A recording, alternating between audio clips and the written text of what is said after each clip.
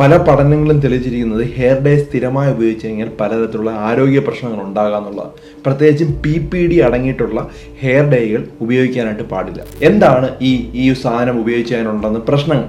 Severe allergic reactions ഉണ്ടാകാറുണ്ട്. പ്രത്യേകിച്ചും മുഖത്തും കഴുത്തിലും തലയോട്ടിയിലും ഒക്കെ വളരെയധികം ചൊറിച്ചിലുണ്ടാകുകയും വളരെ സിവിയർ ആയ സമയത്ത് അനാഫിലാക്സിലോട്ട് പോയി. അത് BP വരെ കുറയുന്ന കണ്ടീഷനാണ്. അങ്ങനെ പോകുമ്പോൾ അഡ്രിനാലിൻ എന്നുള്ള ഇഞ്ചക്ഷൻ എടുത്താൽ മാത്രമേ നമുക്ക് ആ ജീവൻ തന്നെ തിരിച്ചു കിട്ടാനായിട്ട് പറ്റുള്ളൂ. രണ്ടാമതായിട്ട് ഇത് സ്ഥിരമായിട്ട് ഉപയോഗിച്ച് കഴിഞ്ഞാൽ ഈ റെസ്പിറേറ്ററി ഇഷ്യൂ ഉണ്ടാകും, ശ്വാസകോശ സംബന്ധമായ പ്രോബ്ലം. കാരണം ഈ ഹെയർ ഡേയുടെ മണം, പ്രത്യേകിച്ച് അമോണിയ കണ്ടന്റ് ഉണ്ടെങ്കിൽ അത് ശ്വസിച്ചു കഴിഞ്ഞ് കഴിഞ്ഞാൽ പല ആളുകൾക്കും ശ്വാസമുട്ടലുണ്ടാകുക, നമ്മുടെ എൻഡോക്രൈൻ പ്രോബ്ലംസ് ഉണ്ടാകും, തൈറോയ്ഡ് പ്രശ്നങ്ങൾ, അതുപോലെ നമ്മുടെ ശരീരത്തിൽ പലതരത്തിലുള്ള എൻസൈംസ് ഒക്കെ ഉണ്ടാകും.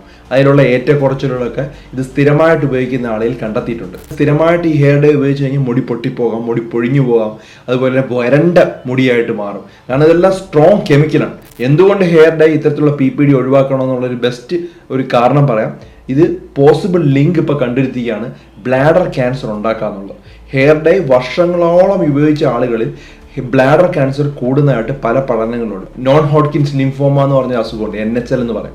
അതുകൂടാതെ ലുക്കീമിയ, ബ്ലഡ് ക്യാൻസർ എന്നൊക്കെ പറയുന്ന ഇതെല്ലാം ഇത്തരത്തിൽ ഡൈ കണ്ടിന്യൂസ് ആയിട്ട് ഉപയോഗിക്കുന്ന PPD കണ്ടന്റ് ഉള്ളതിൽ ഉപയോഗിക്കുന്നവരിൽ ചില ആളുകളിൽ കണ്ടെത്തിയിട്ടുണ്ട്. അപ്പോൾ അതുകൊണ്ട് തന്നെ PPD കണ്ടന്റ് സ്ഥിരമായിട്ടുള്ള സാധനങ്ങൾ ലോങ് ടൈം ഉപയോഗിക്കരുത്. 1-2 പ്രാവശ്യം ഉപയോഗിച്ചാൽ കുഴപ്പമില്ല, പക്ഷെ വർഷങ്ങളോളം ഇത്തരത്തിലുള്ള കണ്ടന്റ് ഹെയർ ഡേ ഉപയോഗിച്ച് കഴിഞ്ഞാൽ പ്രോബ്ലംസ് ഉണ്ടാവും.